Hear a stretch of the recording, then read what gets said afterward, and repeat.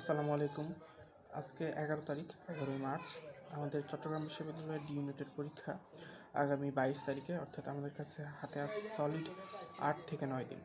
তো এর মধ্যে আমরা কিভাবে শেষ করব আমাদের চট্টগ্রাম বিশ্ববিদ্যালয়ের প্রিপারেশন, সেটা হচ্ছে আমি যেভাবে করব সেটা বলছি।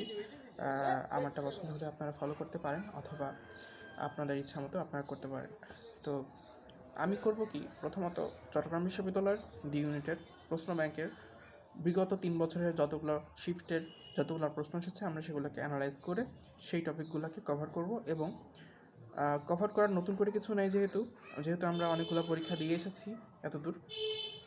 তো আমরা বাকি প্রশ্নগুলো থরলি শেষ করে ফেলবো একদম, যেটাকে বলা হয় মুখস্থ, ঝাড়া মুখস্থ। মানে ঝাড়া মুখস্থ বলতে ঠিক এমন না যে মুখস্থ করব বসে বসে, এমন না। আমরা 3-4 বার প্রশ্ন ব্যাংকটাই শেষ করব, ঠিক আছে?